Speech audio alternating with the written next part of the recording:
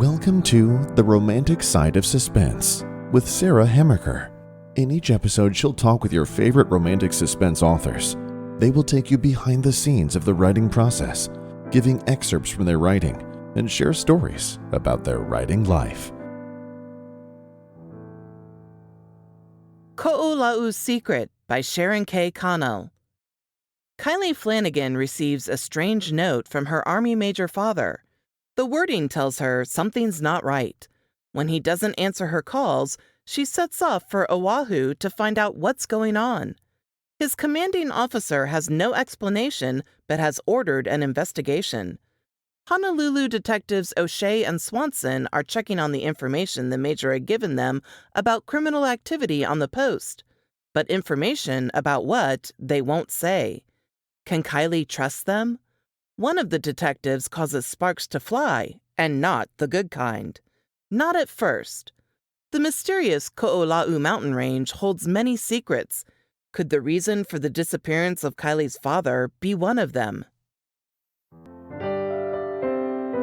Hi, and welcome to this episode of The Romantic Side of Suspense. I'm your host, Sarah Hemmerker, and I'm so glad you joined me. Today, I have with me Tanyas Stowe and Sharon K.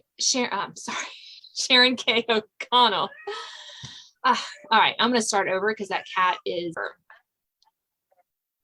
Hi, and welcome to this episode of The Romantic Side of Suspense. I'm your host, Sarah Hemmerker, and I'm so glad you joined me. Today I have with me two guests, Sharon K. Connell and Tanyas Stowe, and welcome back to my show, ladies. Thank you for inviting us. So we're going to talk a little bit about their books first, and then we're going to get in and probably talk about who knows what. We never know where this goes.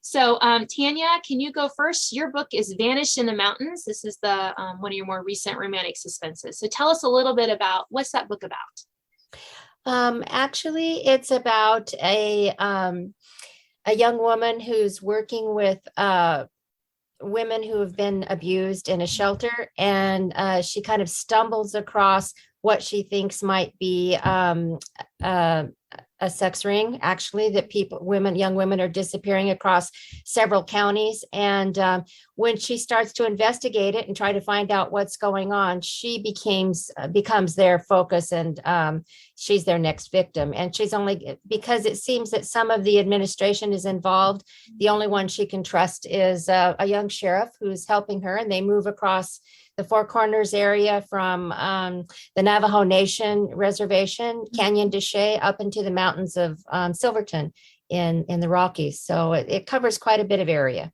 Yeah. Well, you know, those out in the West, there's a lot of area they can cover. A lot. Very much so, yeah. Find people too. So I've read her book. It was a fun read. So, okay. So now we have Sharon's book, which is, you're going to have to say it, Sharon, because I'm just going to massacre it. Tell us your book name. I've heard it always. It's Ko'olau, the Oahu. It's on Oahu, and they call the pronunciation would be Ko'olau. Okay. Ko'olau Secret. Right. So it's based in the Hawaiian Islands. Yes, on Oahu. All right. And so tell us a little bit about it involves the Ko'olau range, which is a mountain range on Oahu. So we have a mountain theme. Yes, a lot of it is in the mountain range. It's about a girl who gets a letter from her father, who's stationed at Fort Shafter on Oahu. He's a major, and he tells her not to worry about him because she won't hear from him for a while. And she finds it very suspicious. She winds up with her best friend going to Oahu to find out what's going on, and finds him missing. And she doesn't feel that the police department there is doing a good enough job looking for him, nor is the military. And she gets involved in it. And of course, you know, a lot of it, they don't know what's going on. So. But and she runs into one of the detectives and has an interesting experience with him. Well, we don't want to give too much of the books away, but it's interesting, I think, when talking to authors that I mean, your books are very different, and yet they have some similar themes. There's missing people, there's mountains, there's young love. I mean, that's why we write romantic suspense. So how do you come up with your plots? I mean, where do you get them? Is it based in real life? Or Sharon, you can go first. Where do they come from, your plots? My plots kind of just come to me, but I'm sure it's based on the news and, life experience, things I hear from other people, reading other books, and it kind of just evolves. I'm a pantser and I'm an indie author, so it just kind of evolves in my brain, and it comes out, and I pray a lot about it. And every morning I wake up and I have to run in here and start writing something down. Yeah, I'm glad you mentioned prayer, because I think that I don't pray enough for my writing like I should. I mean, really, because I think God does care about our writing. But Yes. it's good. It's just a good reminder that, But he knows your heart. Yeah. But to pray about it, that it would, because there's that ministry aspect of it, I think, when we write Christian fiction, that we want it to be realistic. We want it to portray God in a way that will encourage a reader's heart or make them think about God in a different way, or, perhaps rekindle faith. Yes. In that. So, yeah. I try to get all of that into my stories. Yeah, I think we all do. So, Tanya, where do your ideas come from? I'm a lot like Sharon, excuse me. They just seem to evolve when I'm a full-time RVer. We sold our house about 4 years ago and moved into a very large motorhome, as you can probably see behind me. And we travel the country and visit a lot of different places. And what's nice about being a full-time RVer is that I get to park in the place and get to know it and get to feel things. And, you hear a lot of things, and that just, there's something unique about the area that kind of triggers an idea. And that's where I get a lot of my ideas in terms of where things happen and, events that happen. But all of the characterizations come from life, essentially, really. I have a large family. I have 4 children and 21 grandchildren. And, when you have a large family like that, then there's something going on all the time. And I kind of look at it like, I'm like you. I don't pray about my writing as much because I've wanted to be a writer since I was 11 years old. So I'm living the dream, Yeah. And so it's just a blessing. And I don't think about it being a ministry, but it is, because he's given me all these fantastic events and relationships, and they just seem to evolve into the story, whether I want them to or not. I end up writing about these real life experiences in kind of fantastic circumstances. So, I do need to pray about it, like you said, because it really is to make sure I'm telling the story the way he would like me to tell it, and get it out there in the right way. So that's the main thing. Yes. Yeah. So have you ever considered writing about a mystery with an RV? RV is the thing. Have you done that? I'm just curious. I actually have. I thought about having a series, more of a cozy mystery about a woman who loses her husband and is in in an RV park, and mysteries start evolving around that. But for some reason, I've just the other stories have taken over. I'm traveling, and all these fantastic ideas just keep popping into my head. So I just keep running with them. Yeah. Have to get them out of your head. I mean, I do. Yeah. I have to get them out of there. I think that's one of the funniest things to talk to people about writing who don't really write is just this compulsion we have to these stories. Like Sharon was saying, I get up and have to run to your computer because these stories, these characters need to have a voice. They need to get out. And especially I have 4 children as well, but mine are much younger. No grandkids yet, please. They're all teenagers. Oh, no. Don't ask for that. But when they were younger, it was kind of frustrating because I didn't have as much time to write. And too, and so it was like this battle in my head. Okay, I can't do that now. And by the time I did have time, I was so tired. So I feel like I have a backlog of stories just swimming around in there. After my children were grown, that first 5 years, I did like 20 novellas in a year and a half because exactly of that. I've been putting it on the back burner for so long. And when I finally was able to write full time, it was like this flood that came out. Oh, it's coming, I have Sarah. notebooks. I have notebooks full of ideas. Yep. Yes. Yep. Yeah. So, so that brings me to, a good question. When do you find time to write? Even, there's things to do for, setting up RV, you traveling, I know you can't write. And Sharon, I know that, there's life. We have to, take a shower, feed the cat or. I'm retired now from the 9-to-5 world, and this is my full-time job. And I treat it like a full-time job.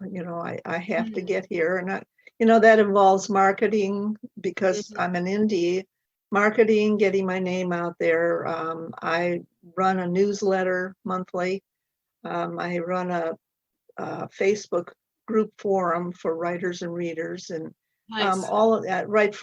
I write for a magazine, and it's a full-time job. Yeah. Yeah. And I'm glad you mentioned that, because one thing when I talk to people who are like, yeah, I want to be a writer, I'm like, well, it might not be your full-time job at that time, but you still need to treat it like a job. Mm-hmm. Because if you treat it like a hobby, we all know what happens. You're not going to have time to write.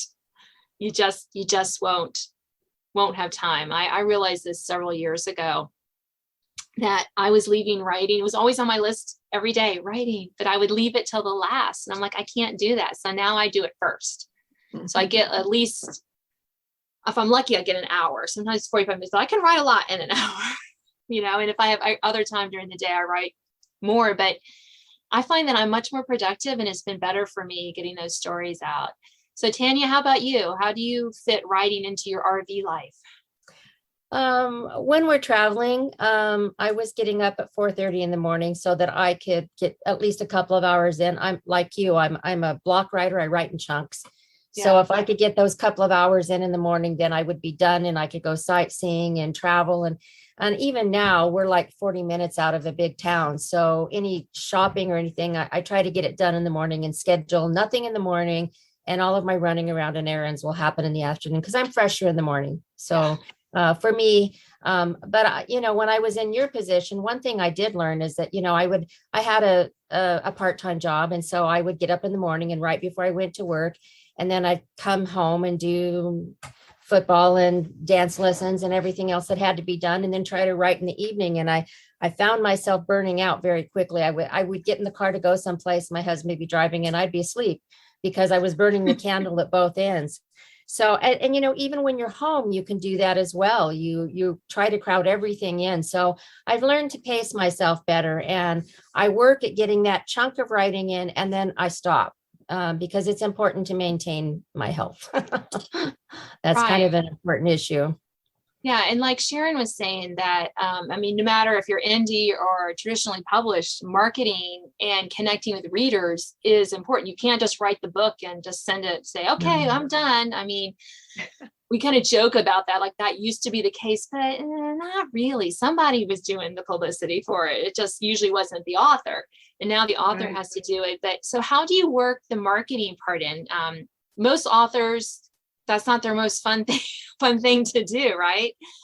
We all love connecting with readers, but the work it takes to connect sometimes can be exhausting. So how do you both work that into your schedules?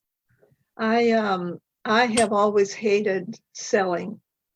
I've had a couple of jobs where I've had to do a little sales, and I've always hated it. And when I found out when I realized I had to sell my books, I thought, oh boy, this is going to be a nightmare. But I found it easier now because it's not a pushy type thing. I didn't go into it to make $1 million. I realized right away there are so many authors that the ones who become extremely famous and make the hundreds of thousands of dollars a week or whatever, they millions of dollars a week or whatever they're making, they're far and few between. Yeah. So when I went into it, I thought I'll do what I can. And I learned a few tricks from here and there. And so now I'm on Twitter. I was told to pick a couple sites to do your marketing in. So I picked Facebook and Twitter. I'm mainly on Twitter with the marketing. And I have a company that does the marketing, some marketing for me. And I let it go from there. I just, I make myself known, get to know people, get personal with the readers. Yeah. And I love that you said at the end to get personal with readers, because even more so today, even with social media, it's about making that personal connection with your readers. In any way we can do that. And it's less about selling your book as it is making that connection. Yes, and I've made some wonderful friends through my readers. Yes. Yeah. So Tanya, how do you connect with read? How do you handle the marketing part? Well, I'm kind of unusual. I'm a people person, and my background was in marketing. So I loved it when I first started, and I loved the openness of connecting. And I was on Facebook all the time, and Twitter, and I loved it. But again, I kind of got burnt out.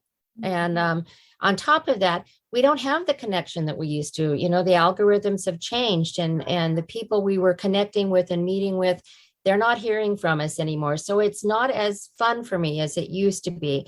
So I've kind of cut back on that. And as well, now we have Instagram and we have TikTok and we have so many more social mediums. And every year I go back and I reevaluate how I want to do and what I want to do for the year and what I want to focus on. And we happen to be at that. It's January. You may not be listening to this in January, but right now we're in January. And that's when I reevaluate. And I just absolutely loved it, because I was listening to one of my favorite podcasters, and he said, I give you permission to get off of social media. And I went, oh, thank you. And I thought, okay, stop being silly, stop chasing it. Because I've always done like Sharon and focused on one, but I felt like I needed another shot in the arm and a change. And it was just so reinvigorating to hear, stick with what you know, and don't worry about it. Let God sell the rest of it. So I pulled back again. I did hire, I have a virtual assistant, and I have someone that helps me handle my social media, because I'm writing quite a bit and I absolutely can't keep up with it. I needed help. So that's where I'm at, and they do a great job. But I do miss, I'm going to have to say, I really do miss those initial contacts. I'd go out and do a Facebook party and you get to touch base with people you hadn't heard in years. And I recently did one, and half of them didn't even know I was online. So, that's sad to me. I miss that part of connecting with the readers. That was the best part for me. So, I'll continue to connect with them with my newsletter, because I do hear from them there. But, the early days of seeing everybody and talking to everybody and having this fantastic Facebook party, I think those days are gone, and I will miss that for sure. I hope the readers miss it too. I hope they miss that, connection we had there. So. Yeah. And I love that there's, like you said, it's a good time to evaluate and think, how are we reaching our readers? How do we connect with them? And that we have to change that sometime. And I realized I was the same with you on Facebook parties. I did a few and they were great. And I did one, I don't know, it was last year or the year before, and it was awful. Yeah. I mean, I'm like, where are the people? Because this was not the way it was.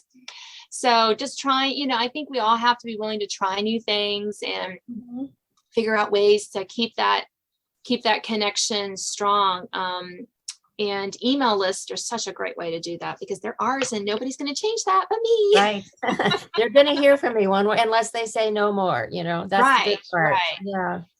So what about in person? I know, 2020, nobody did anything in person. Did you ever do like in-person book signings, either one of you, or anything like that? I did. Yes, I have, but I'm not, I wasn't impressed with doing book signings. Yeah. I I did. had Go ahead. I had some great book signings at my local independent bookstore. I always had great success with that. But, of course, now with 2020, I know that's not a possibility. But it was a lot of fun in the beginning to connect with people who knew I was writing, and I sold great things in those, but that was 4 or 5 years ago. I don't think it's going to happen anymore. I think it's going to be a totally different thing. And used to be one of the reasons where we used to get together was just writing classes, talking about our careers and how to get started. Now, so much of that is online. You're not going to see that feedback in a book signing as well. So I just don't see it much in the future other than to get together with other writers, perhaps, and do signings there. Right. That's just how I see it. Our book, our writing groups are online now because of the situation. Right.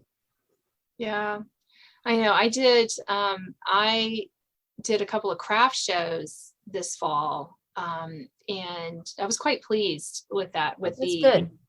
Yeah, I mean, it wasn't sold tons and tons of books, but it was enough to cover my booth fee and, more than that for my time. And I thought, yeah, I like those better than like book signings because it was just always fun to stop people. And I'm an introvert by nature, and it's hard for me. I had to figure out what is my pattern? What am I going to say? I really had to think about it. I don't, because I'm not saying buy my book. I just want them to stop to talk to me. Right? You want to get them to look.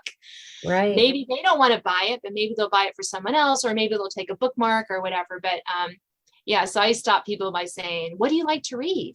Or do you like to read? Yeah. And then I'd say what I wrote, and sometimes we just have a conversation. So that was really kind of refreshing and a little very low key on the sales part. And I wasn't sitting there behind a table with books and people walking by. I'm like, okay, nobody, like for a book signing can be kind of intimidating. So that's my first question when I go out somewhere where I do run into people now, is, do you read?